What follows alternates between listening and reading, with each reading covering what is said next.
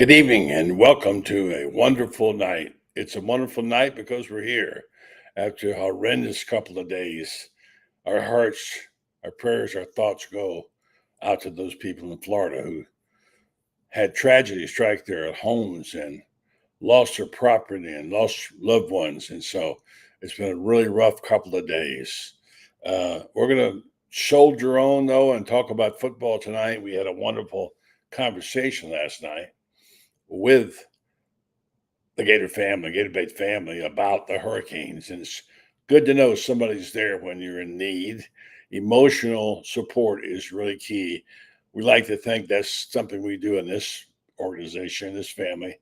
All of you make this so special, as our contributors did last night, especially Loren.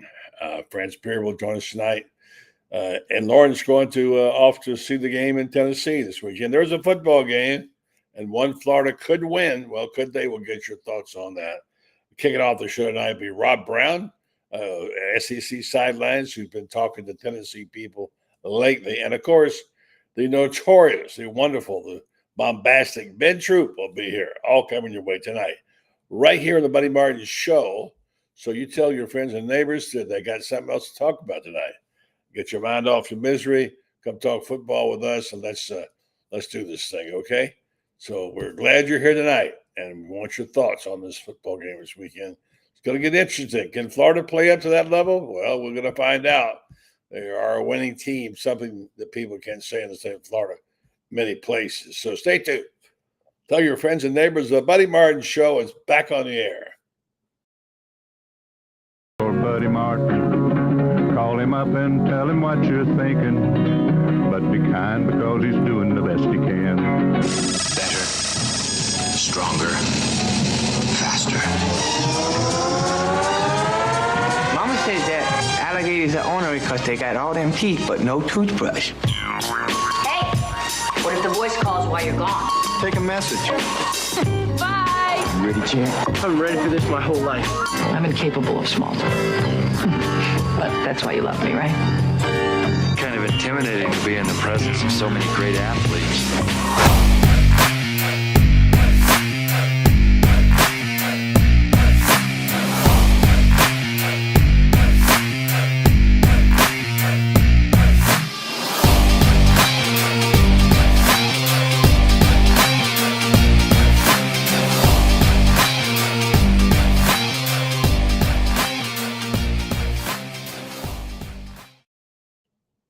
Good evening. Good to see you again. Good to see everybody tonight. And we're especially grateful for our faith and our faithful. And that's what got us through these last couple of days. I hope things are okay where you are. I know it's not so much the case in St. Lucie County, where they've lost 4 people. On the backside of the storm, the other side, this is a weird season. Not only are we having weird, difficult, and painful weather that's inflicting harm and destruction and death, as was so horrible up in North Carolina, but we're having unusual things happen. Like the side of the state that was most in peril was the west coast of Florida. And of course, we know that did happen. There was some flooding, not as much as we thought there was going to be, but on the unusual amount of tornadoes, unbelievable record number of tornadoes in a day, claimed the lives of 4 victims over in St. Lucie County. So our thoughts and prayers to them, as well as others. So we don't know the full magnitude of this damage of the storm, but we're not gonna run from it and hide from it, but we're going to dwell on other things as well tonight. It's football season, and we want your thoughts. And you're already climbing on here tonight to give us your thoughts over this one-time great rivalry. I mean, it was one of the best in the country. Maybe even sometimes the best in the country, as will be attested by our friend Rob Brown, who's been talking to people about this series. And Florida is not ready to play at that level, but are they, Rob Brown? You can't count them out, can you? No, and we had Vince Ferrara on the show with us yesterday from the Sports Animal up in Knoxville, covers the Vols, does a great job. I tried to get him on tonight, but he's so far behind. He does a 3-hour show in the morning, Monday through Friday up there, also high school football. And but I'll tell you the takeaways from watching Tennessee up in Fayetteville Saturday night. We were up there for the Arkansas-Tennessee game. The defense, Brent Venables threw at Tennessee with Oklahoma. They just didn't have the offense to go with it. And then the defense that Travis Williams and Arkansas threw at Tennessee, very similar. Nico Iamaleava is holding the ball forever. He's confused. This is, he's only his first 2 SEC games. They are very beatable. Couple of facts to keep in mind. Florida is 6-2 in the last 8 trips to Knoxville. Let that sink in and resonate, okay? The Gators own Tennessee mentally. And my wife is a Vol for life. Got a lot of Vol friends, know that program well. But I'm going to tell you, it's a line of scrimmage issue. We talked about it last week. Florida dominated the line of scrimmage with UCF. And they're not loaded, especially on the defensive line at Florida. Tennessee is loaded on the front 7 on defense, but their offensive line is struggling. Ron Roberts, Armstrong, they're going to put some looks in there. They're going to make Nico confused again. The game's in Knoxville, but Florida plays very well in Knoxville. Even 2 years ago, buddy, remember? That game went down to the wire. Even though Tennessee jumped out, it went down to the wire. I don't know what Gator fans want to happen with the coach. I get the feeling they're ready to move on from Billy Napier. But this Gator team has 2 losses to Miami and A&M, combined 11-1 on the season. So This is going to be a 14-point underdog. I take the Gators to cover. All right. And here's the thing. This is an amazing stat.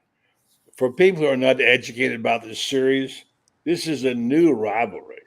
Believe it or not, they've been playing a long time if you count all the old 1920s and 30s, but not that many times. Yeah. Until 1990, Florida, Tennessee really wasn't much. I saw the number 1 Vols team, the national champions, come to Florida Field back in the day a long time ago. Yeah. There were a couple of guys playing who were Gainesville guys. And the thing is that now since Steve Spurrier, he made this rivalry like he did others. They're 26-8 since 1990. 26-8. You can't even call that a rivalry. And this is Florida being down in recent years. So now, look, we also know that was yesterday. Going to play ball this week. And I thought these Vols, like so many other teams and games we saw, Alabama, they're the best. Boom, Vandy, one of the great upsets in college football. I was on Tennessee like, okay, this is my dark horse team. And Josh Heupel is my coach of the year. And boom, they get knocked off. So it's a crazy up and down. I love it. It's great football, Rob. It's fun to see and talk about. But, you suddenly can't give anybody the edge. You can't say they're the favorite. They're the choice because nobody's safe, including Georgia, Alabama, and we've seen the team Tennessee. So it's upset city. So anyway, just one note. I want to change back to the hurricane situation. I know you followed it some because you're executive producer too. The incredibly unusual thing that happened with the top. The top of the trop blew off. Now, there's an interesting stat about this. They were going to fix it. It's overdue to have been fixed, but they're going to have a new stadium. They're going to rebuild it in a few years. They didn't want to do it. So the roof had never been replaced in 34 years since it was installed. Yeah, it's well past his intended service life, according to David Campbell, and said the Teflon fabric service life is 25 years. They've had it 34, since they can plan to be in a new building not too long and are hoping to make it. Anyway, so much for that. I know you had hurricane stuff and you had people, your producer was not knocked out on your show this morning. By the way, if you haven't seen, I can't imagine who would be listening who hasn't seen SEC Sidelines with Rob Brown, whose show is really beginning to take off. And executive producer, Brendan Martin is with him. Unfortunately, he had no power and no way to get online this morning, and they'll be back on tomorrow morning, right, Rob? Yeah, and Brendan, power's not the issue with B. He has had generators this summer multiple times. It wiped out the phone and the internet. And everybody talks about these sat phones the military has. I know people that have tried to use them in Afghanistan. They're not very good phones. Look, I want to say something about the people of Florida too, man. I spend a lot of time in the Panhandle, L.A. Been all over that state, but damn, they don't waste time. And they are resilient and tough as nails. 3 of these hurricanes this summer. I think Brendan said another one is heading y'all's way, predicted to hit on the 18th. But Florida bounces back. Maybe the football team will draw some inspiration from this, because I just think Tennessee's – I didn't have them in my top 4 this year. I had Missouri, Ole Miss, Alabama, and Georgia. I think Tennessee's really good, but that quarterback – and you know the defensive coaches at Florida are looking at the tape of what Brent Venables in Oklahoma did and what Arkansas, Travis Williams, and Marcus Woodson did. Just keep this stat in mind. Josh Heupel, as the head coach at Central Florida and Tennessee, is 1-13 in games when his teams score fewer than 30 points. That's going to be the key number. Don't let Tennessee break free early. Make them get on top, even if it's a field goal, because you'll dictate tempo and you will frustrate Nico. He's a stud athletically, but experience-wise, he's a novice. And I just think that Ron Roberts is very good at scheming against RPO offenses. That's what he made a living on. And I think this game's going to be closer than most people think. Could be. When Brendan was a small boy, he was definitely afraid of bad weather. Yeah. One of his friends actually terrorized him by telling him the tornadoes are coming to get you, and he was just a small child. Yeah. He was scared to death of any bad weather. And he was 8 or 9 years old one day, and I took him by the hand. We went outside. There was a storm coming in Denver, a rainstorm, and I took him outside and say, "Look, son, you have to face this as one of your fears." Yeah. And he said, "We're going to go outside and stand in the rain, and we're going to see what happens, which will be nothing. You will be fine, and we'll have storms in life, but this is what we have to get past." We went outside. He wasn't too happy about it. Stood for 10 minutes, got wet, came inside. I think it helped a little bit, but now he's always been intensely interested in hurricanes. He follows closely. He'll tell you what's going on. He's a weatherman. He's a weatherman. He could be a weatherman. Yeah, I'll tell you, he's tough as nails. We have done shows. You remember when we left SEC Media Days, he got stuck from Thursday afternoon at 4:30 till Saturday morning at 9 when he got back to Orlando.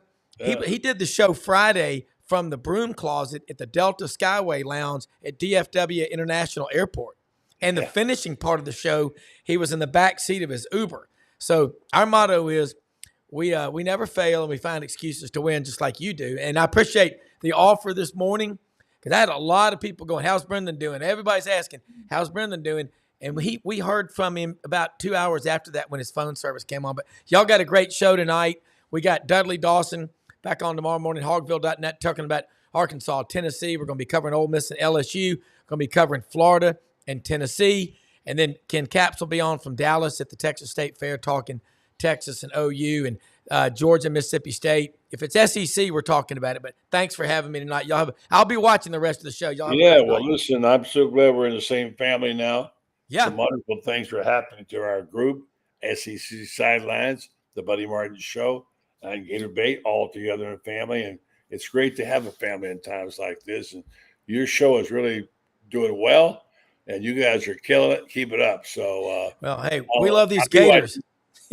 I've never followed Florida as closely as I do now, and it makes me pull for them because we are a family, but we got an unbelievable team on here. But it's never work, is it? I mean, like when you came on today, you were like, "Let's go," and I was like, "We'll wait till tomorrow." Well, listen, I love it. Amy, I'm always here. You know that. I know that. Y'all have fun. Get some rest. You're always so tired. You're worn out. So get yourself some rest for tomorrow morning. Thanks for joining the program tonight. And we'll be in touch soon. And all you folks, if you haven't followed Rob, do it, because he'll be right here on the SEC Sidelines. Tell him how to follow the show. Be out tomorrow morning. We're Monday through Friday, 9 a.m. Eastern. We do 5 days a week, Monday through Friday. We cover all the SEC with coaches current, former players. We use writers, guys like Roman Harper. We'll have coaches on there, Dari Noka, SEC Network, Cole Kubelik. We'd love to get them on here, but we talk football, basketball, baseball year-round, 260-something shows a year. So love to have you on here, and I'll be watching. Of course, don't forget where it is. It's on YouTube. YouTube, Twitter, and Facebook. Twitter, what Yeah. they call it now. And so you Yeah. can get it anywhere. So just watch out for it. Rob does a great job of covering the league. He does write a column for us. He's been too busy lately, but he'll have it on there sometime this weekend. And he's full-fledged now. He's got it all. He's writing, he's talking, he's rocking and rolling, man. Thank you, Rob. Appreciate it. You bet. Praying for the people of Florida. Take care. All right. Thank you very much. Man, there's a little note for Rob right here saying thank you for what you do. And our listeners and viewers also follow you as well. All right. So in just a moment, we'll be joined by, I think Ben Troop is on there now. Let's go do the spot, the commercial. We'll come back and grab Ben Troop. He's got a few things to say about Tennessee. Huh? What do you think? All right. Let's see if we can find our friend here. You couldn't have a better friend and sponsor than Milton Law. We got a whole new set of commercials to be cut. We'll remind you about coming up is a big birthday. Yeah, you won't back down. So Jeffrey Milton, tell us about what's going on with the band. Didn't mess around. You did something terrific for the Florida band, man. Tell me about it. Well, about 3 years ago, our dear friend Freddie Wiebe comes to us and said, the University of Florida won't buy the band a box truck to move their equipment around in. And when they go to Florida State, they go to Jacksonville or whatever, they don't have any, they have to rent trucks and stuff like that. So we collaborated and we put together a deal where we provided them a beautiful big box truck. And we wrapped it and with Meldon Law and the UF band.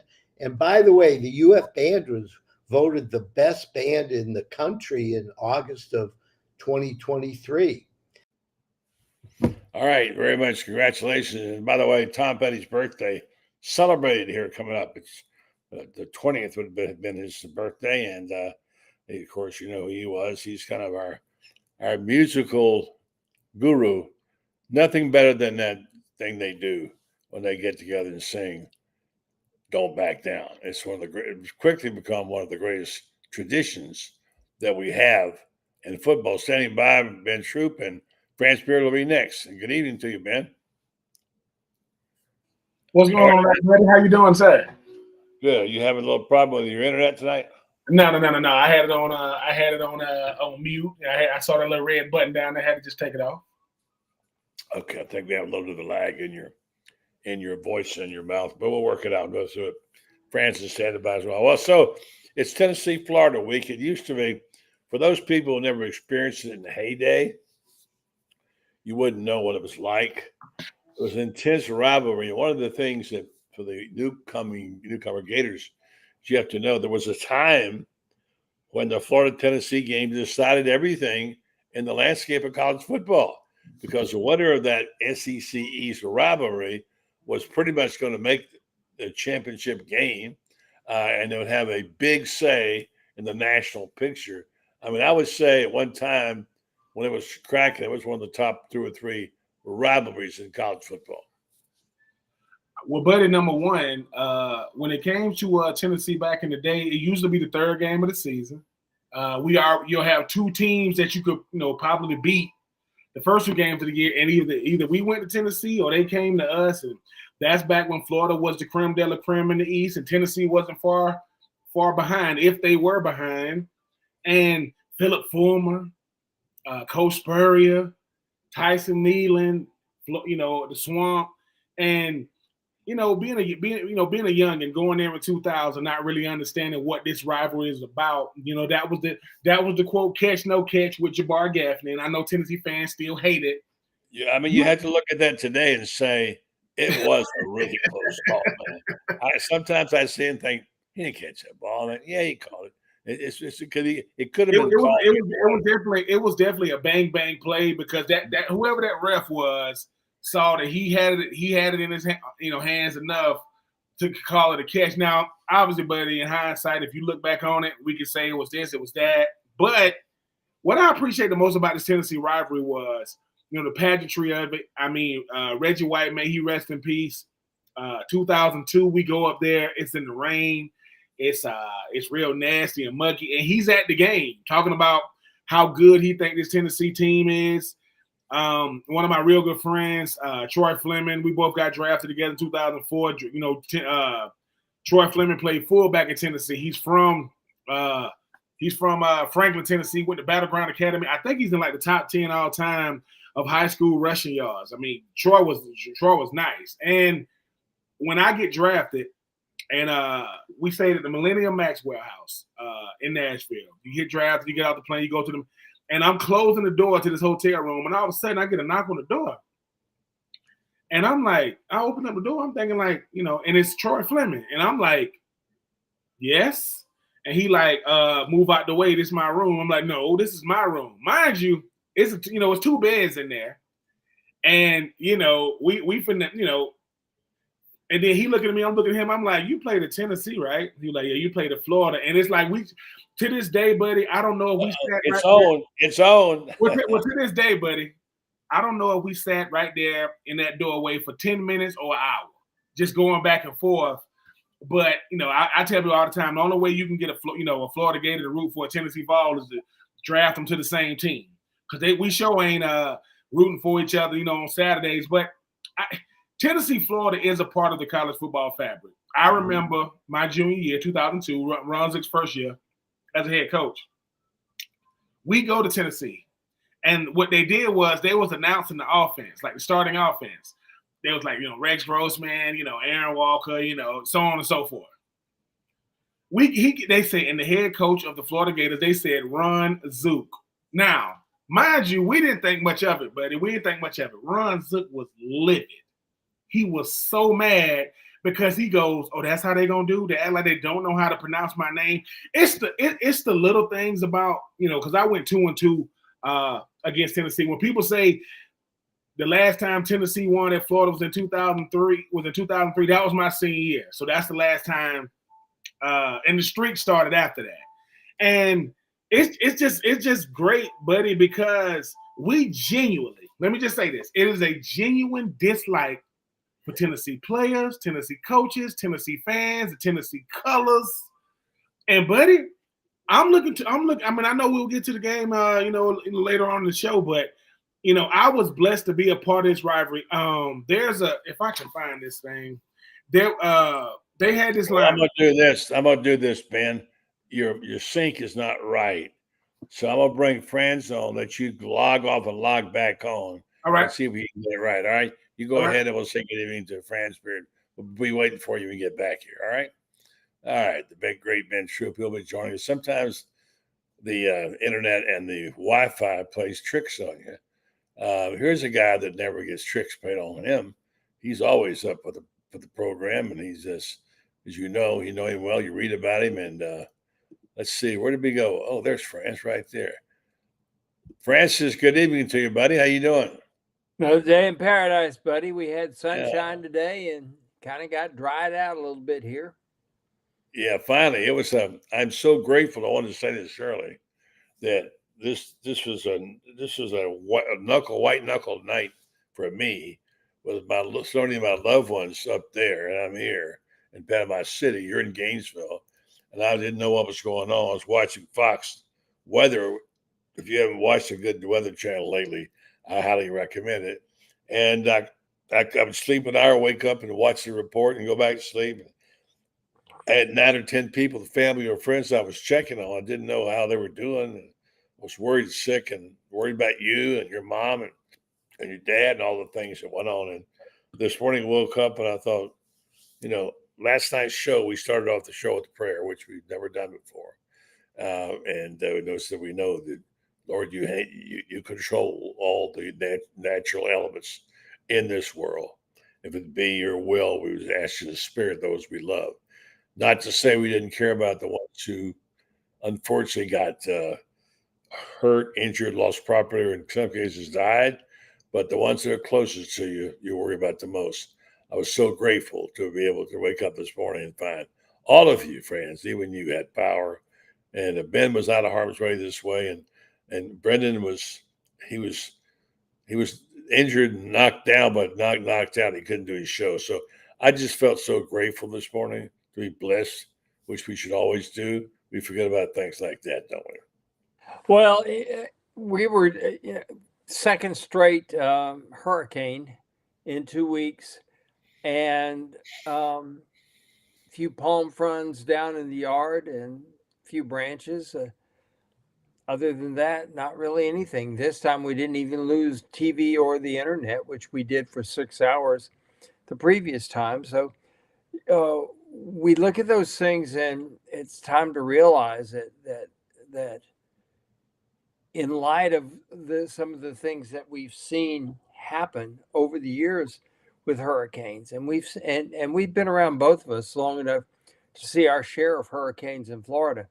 Anytime you go through one and you come out unscathed, you get out on your knees and you thank God that you were spared, because we've seen the devastation. And I know there's an awful lot of Gator fans who watch this show or read our stuff that probably right now are wondering when they're going to have lights, when they're going to have running water, when they're going to be able to sleep in a bed that's their own again. And so to all those people, we just extend our prayers and our good wishes and our best, our just our best hopes that they'll get their lives back together soon. For sure.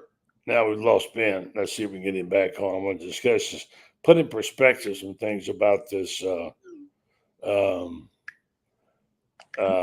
rivalry. This rivalry, although right now it's not really a rivalry because it's been 26-8 since 1990. France, we've been up there, and we do remember what a great.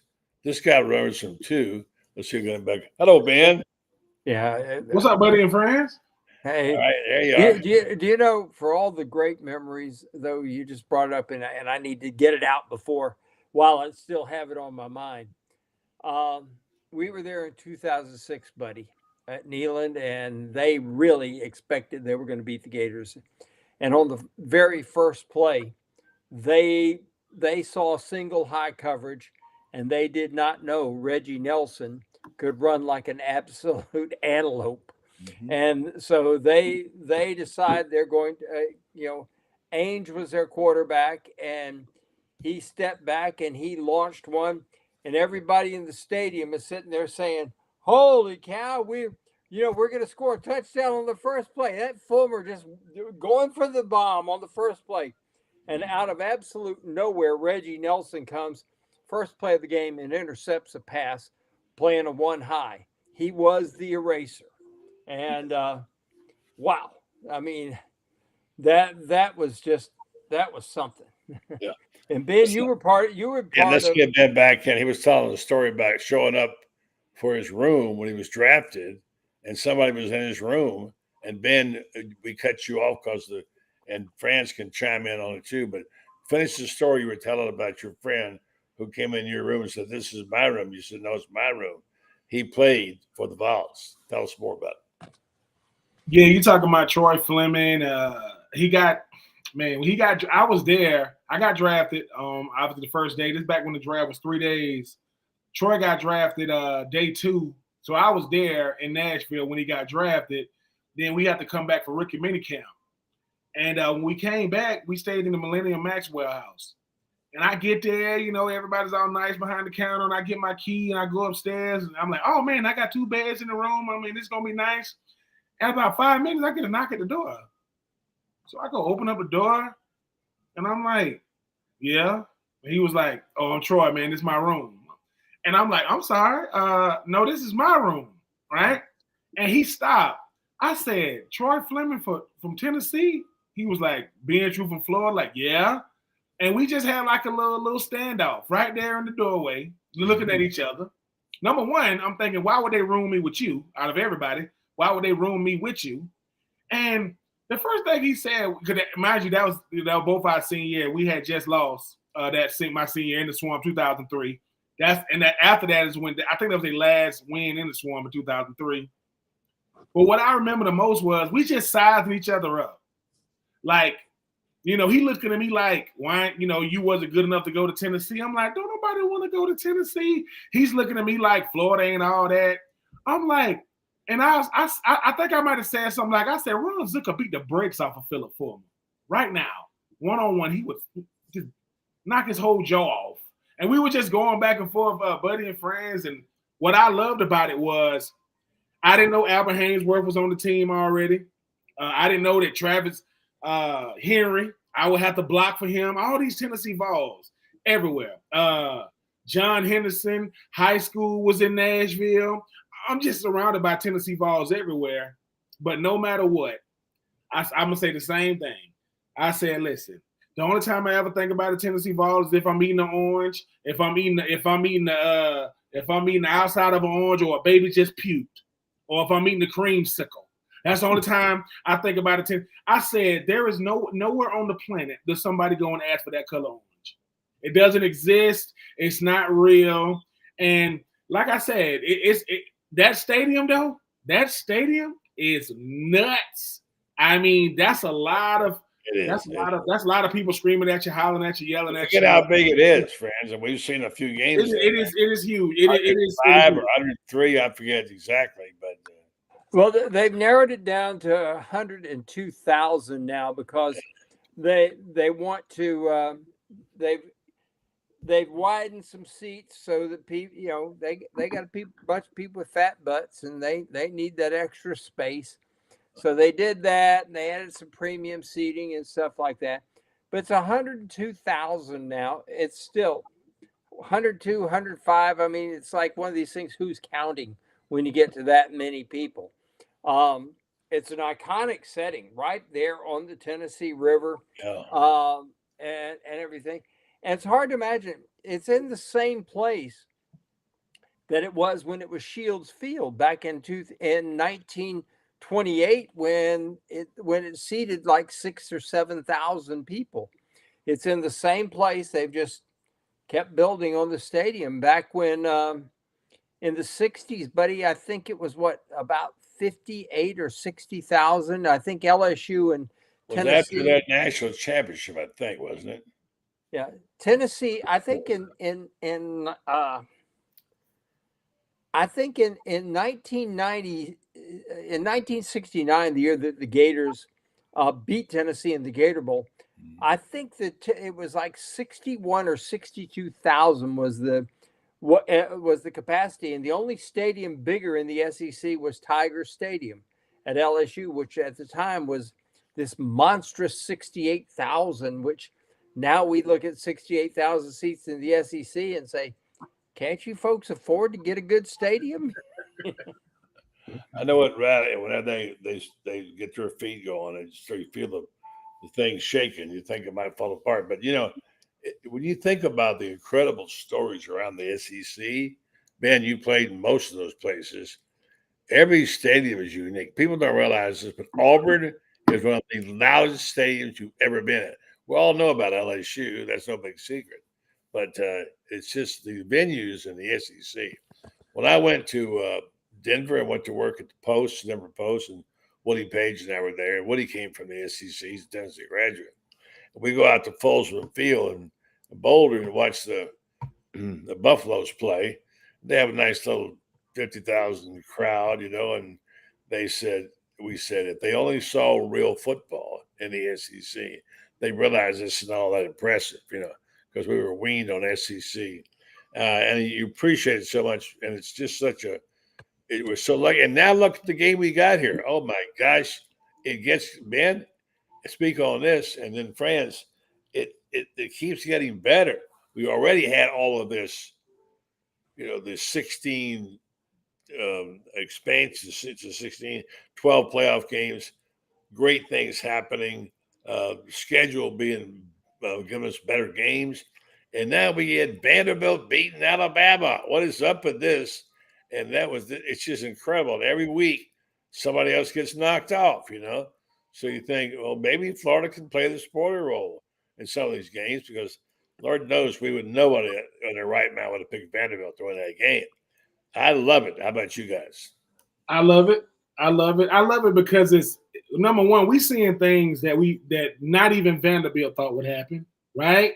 And I think the greatest thing about college football is the unpredictability of it. Now, when we watch it, because Franz and Buddy, you know, when the game was, you know, when Vanderbilt was up by like 10, 15, we at a certain point, we're like, okay, Vanderbilt is going to realize that Alabama's going to wake up and they're going to find a way for Alabama to win the game. And every time Alabama got close, Vanderbilt will score again. Alabama gets close, Vanderbilt scores again. Then you look at Tennessee, you know, at night versus Arkansas. I don't know what the Nico kid from Tennessee was thinking.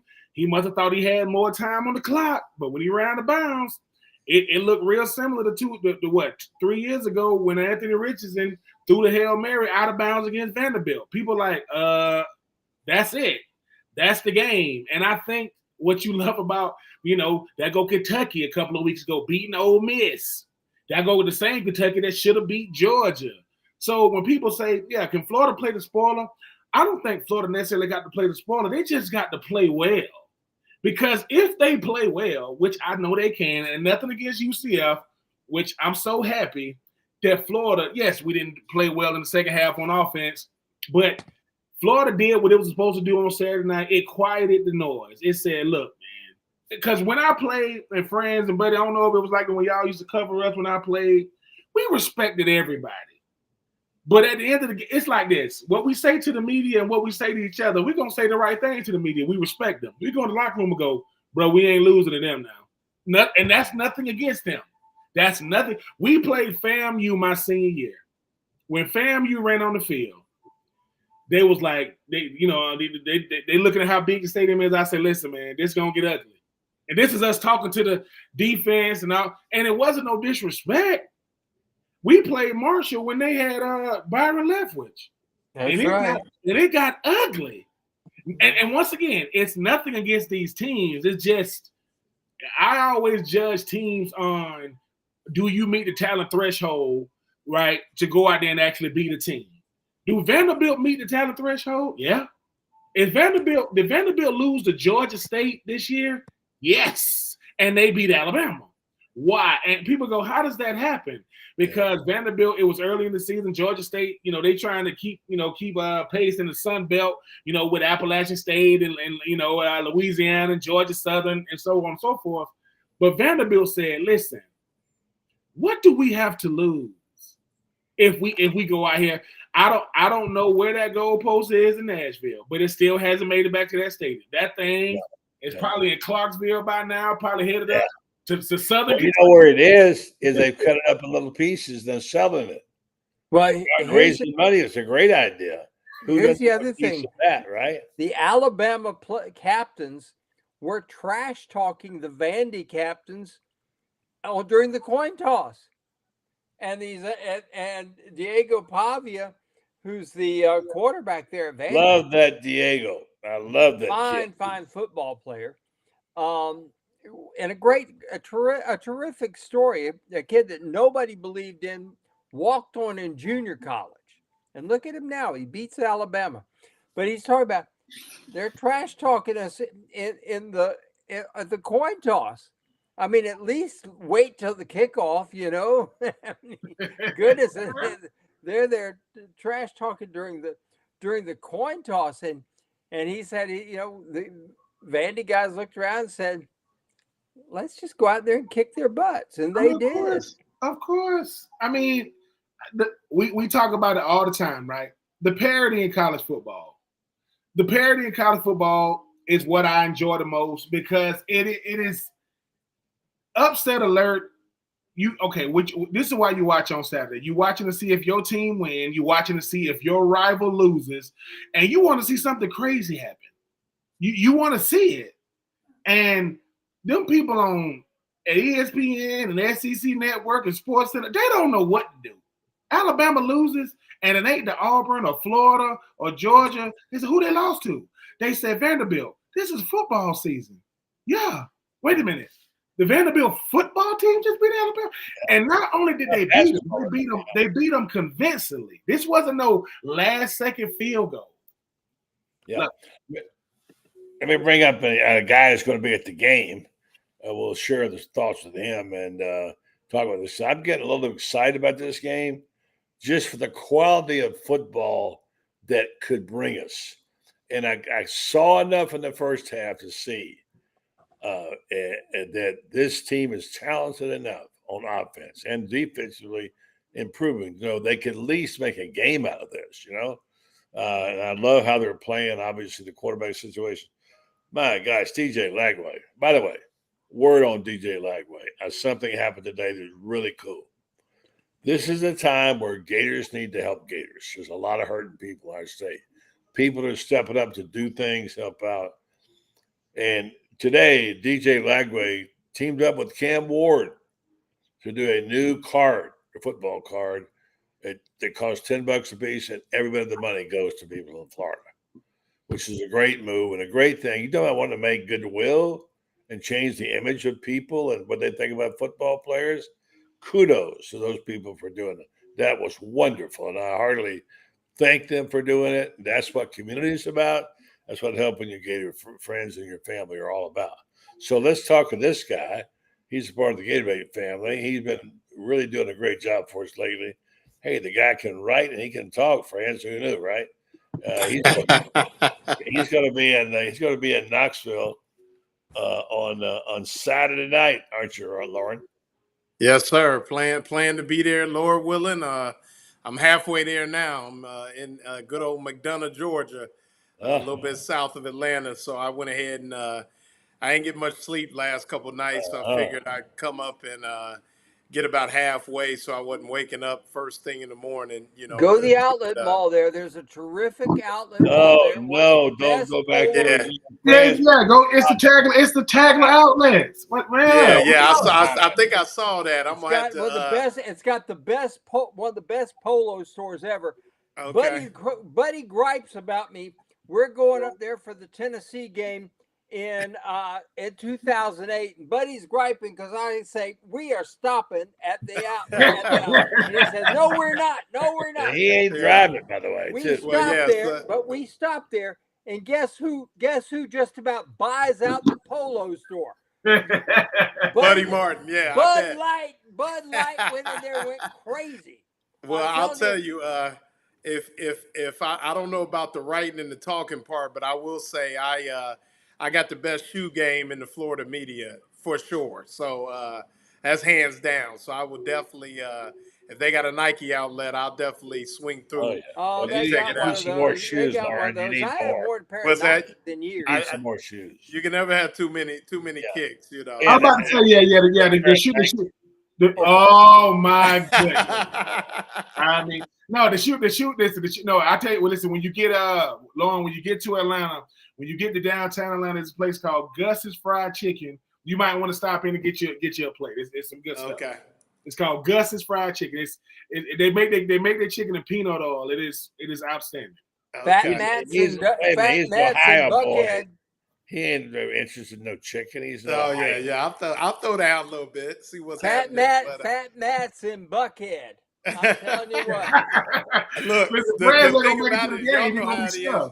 When you're driving north, you're really trying to get through Atlanta as fast as you can. But I'm gonna stop somewhere and get something. There's too many good food places in Atlanta. But hey, Loren, don't ever go to Louisiana with Franz.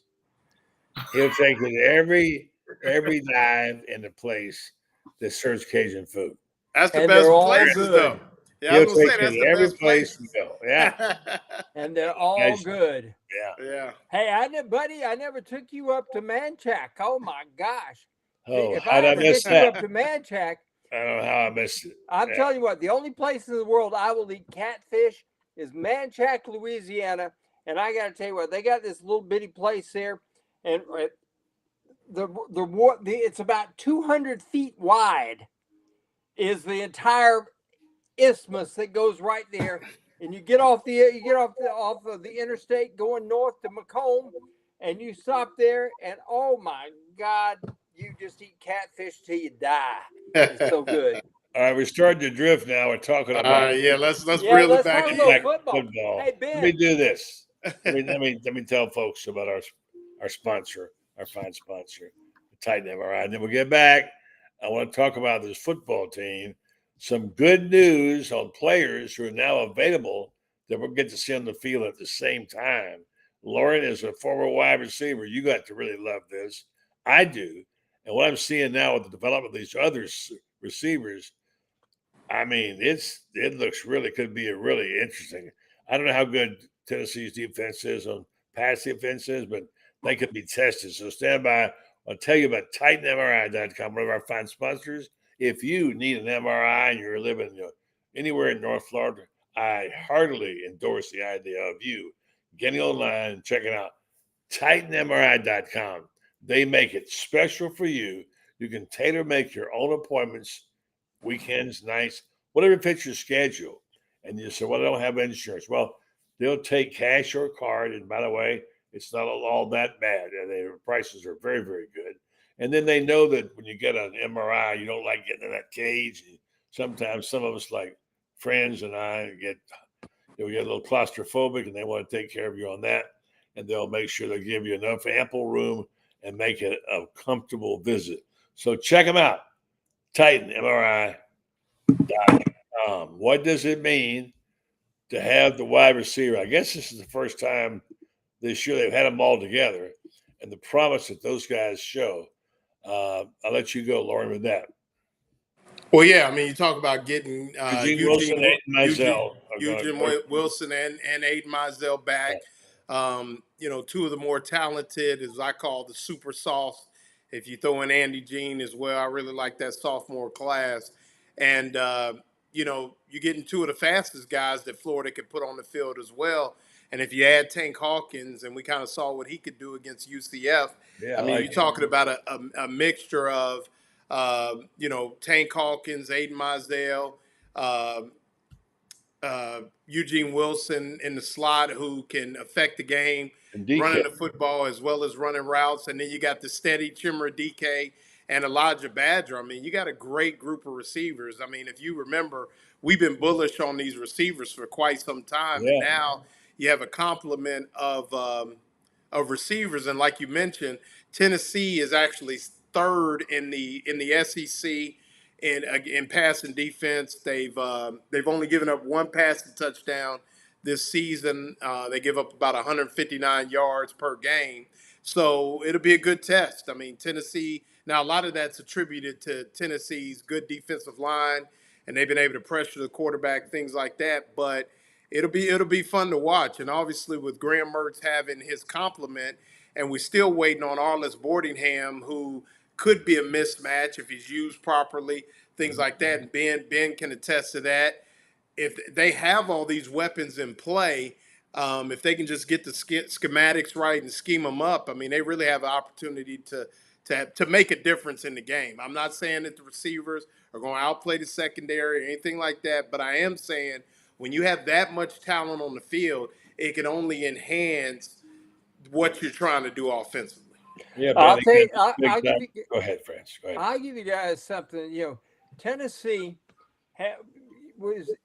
played against a bad Oklahoma team offensively that finally figured out that they couldn't play Jackson Arnold, who overshot two receivers down the middle of the field, fumbled it twice. That's the only reason Tennessee won that game. They didn't play that well. They got exposed against Arkansas. Arkansas's receivers ran free like banshees in that secondary, and that supposedly great Tennessee defensive line couldn't stop the run, couldn't get to the passer. I mean, James Pierce, before the season started, James Pierce, they were saying, could be the number one guy taken in the entire draft. And I mean, this guy is playing not to get hurt. I mean, that's the best thing I can say about it, is ever since he read that from Mel Kiper, he has played not to get hurt. He's got 2 sacks this season, and I think 10 tackles. Now, that's supposed to be your stud pass rusher. If Florida gets any kind of pass blocking, pass protection, in there, and it's going to have to be from the guards because I'm convinced our tackles will get the job done. But if our guards can protect in the middle there, because we know that Jake Slaughter will do the job, we know the tackles will do the job. If those guards have a good ball game, Florida has a real chance to win. All right, Ben, I was going to get to you on this.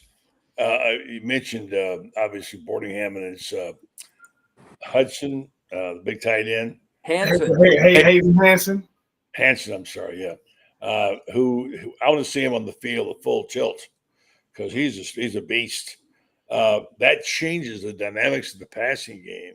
Because what I saw on one play, and you know what I'm talking about, one of the great throws I've seen by a Florida quarterback and DJ Lagway on that first throw. It should have been a touchdown. All of a sudden, this guy's making professional throws. He has got the touch. He can find the receiver. He's got the arm. I can't wait to see this guy fully matured. And now with these receivers, and by the way, why wouldn't we think Billy Gonzalez ultimately bring him around? They have. Now, Ben, with this arsenal he's got now with Lagway, it's just we've not been worried about the offense too much and the defense we'll talk about. But my goodness, they got some firepower, man. They do. I think the thing about, with everything you and Franz and Loren was saying is, I said this early in the week. Obviously I get a lot of opportunities to do media. Tennessee Florida week, and everybody keep asking me about Graham Mertz. I said Graham Mertz, he has to channel his inner DJ Lagway. He got to let it fly. Because I think the thing about Tennessee is they want you to play conservative. They want you to dink and dunk and try to guys make plays. Listen, as far as like breaking tackles, but that throw that DJ had to DK, that was a timing throw. The one he hit it right down the seam. That's anticipation. The hardest thing for a quarterback to do is to anticipate where your receiver's going to be. But that's what builds confidence. I'll never, and like I said, I like the way Graham Mertz played, but sometimes I would tell Graham, there's nothing wrong with throwing a pick when you're trying to make a pick. If it's a deep throw, and I'm not saying I want to throw a pick, I need two things to happen. I need you to throw it deep, and I need the safeties to back up because that opens up the run game. And I do agree, Arliss Boardingham and Hayden Hanson, I think those guys not only aren't mismatches, they got to find a way, to be consistent at it. When I say consistent, I mean, look, sometimes it take a little while to get there, but you got to tell Graham, listen, man, I got one-on-one. That's not telling you got to come to me. It took me 4 years to understand this. I told a true freshman by the name of Chris Leak going up against Miami with Sean Taylor guarding me, I don't think he could cover me on this corner route. Now, the first time I said it, he kind of looked at me and was like, do you know who that is? Like, yeah, I know who it is, right? And the second time, Ron Zook said, just throw it to him. Now, when he finally threw it to me, I had to catch it, and I did catch it. But I'm only saying that to say sometimes, I remember when he unzipper, and he catch a pass at Tennessee a couple of years ago, loses his mind and gets in the end zone. I think for our tight ends, they're good enough because we've seen it, but they got to be consistent. Because the one thing about it is they're gonna give them one-on-one because Badger and Wilson, Dean, they scared them DBs to death. I know they've only given up one touchdown pass all year. But once again, if I'm Dean and I'm Wilson, listen, I don't know how much leeway they got, but I'm telling Graham, I'm telling DJ, hey, look, man, give me a shot. The thing about Dean was similar to him for me, him and Badger is, dude, they are one-on-one. I'm going to give them a shot. I don't care if it's on the sideline because throwing deep balls are not about completing the pass. It's about letting those DBs know, yeah, this ain't last week. And so I think hopefully, and because people say why is it important, that's going to open up the run game. So now we fully balanced. Now we can unleash these three-headed monster at running back. Now we got all these guys at receiver. Oh, there go the tight ends. Next thing you know, that defensive coordinator is going, what's going on? That's all offense is you cannot pinpoint one guy. Because you got your outside guys, you got Wilson in the slot, you got your tight ends, you got your running game. Because I guarantee you, not if, when DJ comes in, watch them DBs back up. When DJ comes into the game, those DBs they're gonna go, hey, this kid gonna let it go. Because he should. What does it hurt? If I'm 18, 19 years old and I'm starting at quarterback in the SEC, I'm gonna let it fly. It's not to put nobody in harm's way. Because if you are expecting Tennessee offense to look like it did on the road at night against Arkansas, that Nico kid, look, I don't know what he was doing last week, but he gonna get back to who he is. We got to be willing to come into the game and say, hey, man, we got to be willing to go blow for blow with these guys. And I think we can. And hopefully, what's the point of having Dean and Wilson back if they just going to be out there? And I'm going to say this again. I want horizontal throws. I want vertical throws, not horizontal. I'm with you on that. We need more verticals. By the way, I just want to say my boy, Jaden Ball, is everything we told you he was going to be. This guy is a beast. Wait till he gets his game going. I don't know. Did Webb hurt his knee? Is that what happened to him? He's hurt, yeah. Yeah. He's hurt. But Jacoby Jackson is filled in well, doing well. 235 pounds, beast. I don't think Montreal Johnson is necessarily the best running back on the team right now. We'll see. We'll see. He hadn't been playing that great. Played better this past week. Let's assess the defense. We got about a minute each to do this. We saw some things. 5 sacks. Wow, who would have thought that? I don't care who's again. Got some pressure on the quarterback. Looked like they knew what they were doing. Got the right number of men on the field. Give me each of you your assessment of those. Loren, start with you. Give me your assessment of the defense and why who they were playing was one thing, but it wouldn't matter if you play good defense. It's good defense. It was sound. What was different, Loren? They swallowed up the down blocks and let the linebackers run to the football. They were able to hang in there, handle the double teams, eat those blocks up. And guys like Shamar James and Pup were able to play free. And then, when they came downhill with the safeties made plays on the outside. And, but the biggest difference was they swallowed up the down blocks and they were able to handle the double teams and allow those linebackers to run free. That's the thing. As much as people want to talk about missed tackles and things like that, as a linebacker, when you're running the hump, it's hard to get your feet set to tackle good backs, good quarterbacks, things like that. But they were able to handle Cam Jackson and Caleb Banks played a much better game. They handled the edges really well when they tried to go outside. Jack Pyburn really has played 2 really good games in a row. And, and now they're starting to get a little bit more from the young guys. But I think the big thing was the play up front. Those 4 to 5 guys in those fronts were able to swallow up the down blocks and allow those linebackers to run. Good point. Man, why were they better? They was better because they did what defense does. They limited everything that UCF wanted to do. 273 total yards, 4 for 12 on third down. That's what Florida offense used to sound like. When a team has 12 third down opportunities, they get 4 of them, and they 0 for 2 on fourth down. And we talked about 5 sacks. Well, the 6th one should have been a safety, right? Everything. I think the thing is, when people ask why we get frustrated about Florida's defense, because they can play like that. They can play like that. I'm not saying UCF is Tennessee, but like Loren say, they're gonna try to do down blocks until you. What offenses do? They're gonna do what they're gonna do to you what you don't show improvement in, and they showed improvement. And I think the thing what it does for Pup and Shamar is when you let them run, they are really, really good. But if they got to get off blocks, no linebacker wants to get off blocks. 230-pound men don't want to get off 330-pound men. That's not a winning recipe. You let them guys run, and we say, is that Shamar? I'm gonna say the same thing about our defense and what I said about DJ Lagway when he started. These are the same players.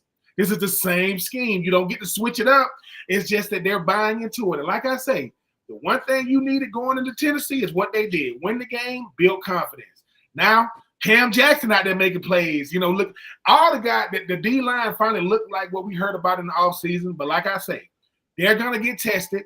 I like our chances. But when they're getting off the field on third down, That's what I don't care who your defense is. If you get off the field on third down, they punting, I'll take that every single time. Yeah, they did that well. Fran's final minute, you get to say the defense, why was it better? And then I'm going to get 30 seconds for Loren, who's on his way to the Tennessee River to see the Vol Navy. The Steve Spurrier, one of the first things he ever said upon taking over there, the first defensive question I ever remember him answering upon him becoming the head coach here was, you take away the run and you make them throw the football and you beat people. You make them team one-dimensional. And he always said he liked his odds when you make a team one-dimensional. And particularly in the passing game, because in the passing game, there's so much finesse in the passing game. And, and as Darrell Royal used to say, throw the football, three things happen and two of them are wrong, So Spurrier always believed that you have to stop the run game first. And that's what Florida did against UCF. They stopped the running game, and now you're in a position where you really don't like to throw the ball because you have to. UCF's kind of team that wants to throw it when they want to. I don't know that Tennessee's ready to unleash this kid throwing the ball because they have to throw it. I think we saw in the Arkansas game that when he's forced to throw it because they have to throw it, he's not nearly as good as he is when he's throwing off play action and they've got the running game going. So that's going to be the key for Florida. Florida stuffing the run, has a chance to do it, but they've got to stuff the run. There's no question about it. If Tennessee goes for 150 yards or more in the running game, it's going to be really difficult for Florida to win. All right, good analysis. Final 30 seconds. The Vol Navy is your first trip to Knoxville. What are you looking forward to, Loren? Oh, it's not my first trip. First trip at night. First trip at night. Okay. All right. Yeah, first trip at night. But I'm looking forward to it. I mean, it'll be rocking, and it'll be cool to see the Vol Navy show up. And as a purist at heart, I mean, you get to go to one of the hallowed halls, as I call them, or hallowed houses of college football at night, and looking at what I've seen the last couple weeks. I mean, I think that the Gators have a shot, and it'll be a great atmosphere. It's going to be electric, and just really looking forward to it. And really glad I don't have to get up at the crack of dawn to get over there. So it'll be the build up and get the build up going, get to see the 12 o'clock, 3:30 games and head on in. So really looking forward to it. Have a great trip. We get one final word. Score, please. Loren. I'm going to go Florida 34, Tennessee 29. Okay, I'm going to go Tennessee 31, Florida 28. Franz. I'm going to go Tennessee winning at 30-28 and Loren dead end barbecue in Knoxville. There we go. All right, Ben, you get to anchor the picks. Oh, man. Everybody's in these 30s. I'll go Florida 34, Tennessee 31. We got a split. Is that what we got? Franz and I got Tennessee. You guys got Florida. Well, we hope we're wrong. Hey, guys, great job tonight. Appreciate you very much. Have a great weekend. Enjoy the football. All right. All right, guys. Thanks a lot. Get in barbecue. It's really good. Beard still pushing food junkie. Loren Meadows, and, of course, the great Ben Troop. Thank you, folks, for that. We always love having these guys on. They have a lot to say, a lot to do. So let me just say, I'm glad that we made it this far. Once again, thank the Lord for protecting us. Those of us who were fortunate to be who spared from the awful, tragic results that some people couldn't escape from. And we're very grateful that we're here today. So I'll just end it with that and tell you some of the people that are also very caring, loving, and some who do great things for the community. That would be Rinstar Medical Research. They're a bunch of really good people. First of all, you start with that, and you always want to start with the key things. And then, of course, they're also helping us in our everyday health. You should know this. If you heard Loren talk about it last night, clinical research is such a key to medicine today, where they have to try out things and they want information from people in our area about how we live, what's indigenous to us in terms of any illnesses we may have or propensities to, and they get that from you. If you can join them, if you think you could take the time and effort, you might be eligible to get paid for it, and come join some of their seminars, some of their clinical research seminars they do, take part in it. It would be good for you. It will be good for us. And it'll be good for our community. Restaurant Medical Research, they do a terrific job over there. Check them out. Go to renstar.net. Find out how you might become a participant in this clinical research, which will be so valuable to everybody. So I'll say thank you to everybody on the show, our sponsors, our guests. Have a great weekend. Let's see how the Gators come out. Good night.